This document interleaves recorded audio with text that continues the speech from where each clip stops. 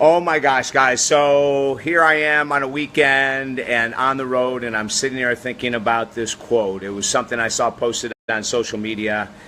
And these are things that we have to be very careful of. You know, that quote has been around for a long time. A lot of people still teach it. Maybe you're going to be working with a counselor. Maybe you're going to be working with a coach. Maybe you're going to be working with a therapist. Maybe you're going to work with some spiritual leader. And they're trying to help you. I'm not saying they're doing this intentionally, but they're trying to help you. And you come in and you're complaining about your partner is so selfish, or you're complaining about a coworker who's so gossipy, or you're complaining about whatever it might be. And then some well-meaning person says, well, you know, that means that that's something you don't like about yourself. Now, could it be true? Well, sure, it could be, but it isn't absolute. It's not a 100% truth, you know? It's like, oh my God, like how crazy is that? You know, to say that because you don't appreciate or don't like a trait in someone has nothing to do with you possibly, right? There's a lot of people in this world that are dickheads. There's a lot of people in this world that are absolute jerks.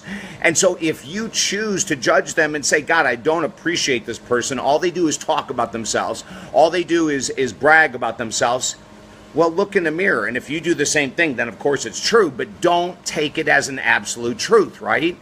I mean, we can be filled with so much shame and guilt so quickly when we buy into these spiritual psychobabble statements. And that's what they are. I mean, so much of what I used to teach this crap. I always say that right up front. There's no one more qualified than me to tear this crap apart. Because I used to teach it. You know, I used to say that to clients. Oh my God, I've been a counselor and a life coach for 28 years. I can tell you up until 1996, the first 6 years of my work, is that I used to pull those lines out of my butt like they were absolute truth. They were granite. They're not. I remember going to a personal growth workshop. I don't know what it was, if it was a forum or a life spring or one of those things. And they had us all in this group, and they had us, excuse me, I have a frog in my voice this morning. They have all these people pairing up. And they're saying to me, you know, well, who is it that frustrates you in your life? And I would mention someone, and they would say, what's the trait about them that you don't like? And I would mention it, and they go, that's on you. That's on you. You don't like their selfishness because you're selfish. You don't like their gossiping because you're a gossiper. You don't like the fact they're a hoarder because you're a hoarder. You don't like and they kept going down and I said, wait a second. And I was out of there. I said, no, you cannot put absolute guilt and shame on someone unless you know the reality, unless you know the truth. You know, like, we've got to be very careful. In 2017, do you know how many spiritual, personal growth statements and quotes we take and we make as reality when they're not reality at all? You know, I remember a law of attraction teacher coming to me and saying to me that, David, if you're on a path to make more money or to lose weight or to find great love, if you're on a path and you start doing things that are difficult, you start doing things that are hard, that means you're on the wrong path. And I remember looking at her saying, what the hell are you talking about? And she said, well, the law of attraction states that if you're on a goal, if you're going after a goal, and if it's the right goal for you, it should be easy. And I said, that is insane. That was like the stupidest thing I ever heard.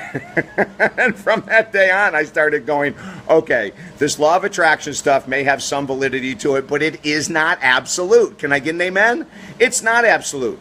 Can you imagine Usain Bolt, the sprinter, the most famous sprinter, the most successful sprinter the world has ever seen? Could you imagine, absolutely imagine, if he didn't do things he didn't want to do, he would never become the greatest sprinter in the world. And when he was interviewed on NBC, I believe it was, with the Olympics, and they were asking him about his training program, he said, I hate 90% of it.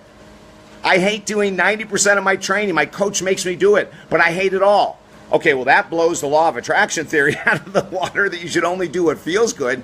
See, we've got to be really careful. I don't care who the guru is you're listening to. I don't care how many millions of books they sold.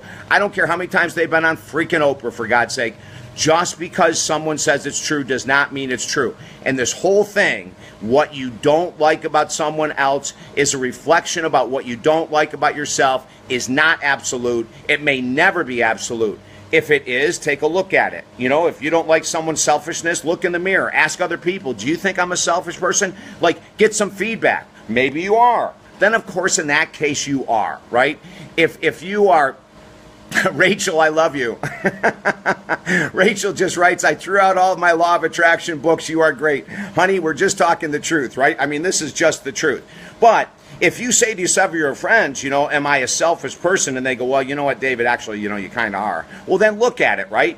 If you don't like, I got a great story about my brother last night. If you don't like the fact that someone is a rowdy alcoholic, then, and maybe you have been in the past, or maybe you are right now, then own it, right? Own it. If you don't like the fact that someone's drinking a Diet Coke and eating a whole chocolate cake, Barrett says, I'm attracted to Rachel. Oh my God, Barrett, that is freaking awesome, dude. If you say, I don't like to see this person, they're drinking a Diet Coke and eating a complete chocolate cake, and yet you do something very similar, okay, then your judgment is a judgment against yourself. But I'm going to say this is a big but, baby. Don't buy into the crap unless you practice it in your life and you find it to be true. There's two. I used to be the biggest parrot in the world, P-A-R-R-O-T. I used to take my guru's words and I'd spout them out like they were gold. Now I'm going, holy crap, I was an idiot. I was wrong. I was wrong a lot, okay? I'm not going to ever be wrong again, but I was wrong then. Last night, my brother was telling me that he went to this concert, and my brother doesn't drink anymore, and he sat next to this guy that was drunk and just being a complete dick, okay? And my brother said he was boiling up inside, and then all of a sudden my brother goes, you know what? I was probably worse than him. When I was drinking, I was probably worse than him. My brother is such a dear soulmate of mine, and when I say a soulmate, I really mean it, you know, because he has making choices. I made choices years ago to get clean. He made choices to get clean, and now we look at life at a different perspective. But I'm going to end this right here. If you need help, go to my website. I'll put it below, davidessel.com or talkdavid.com.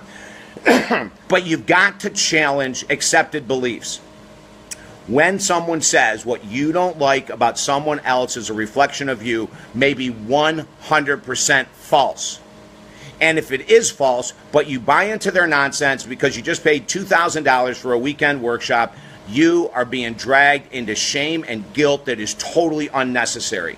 It's time to wake up. It's time to do this. Listen, share this video. If you have balls, share this video, because we need people to shatter the illusions and personal growth that I used to teach, that we've been taught for years, that are completely or mainly invalid. Okay? Comprende?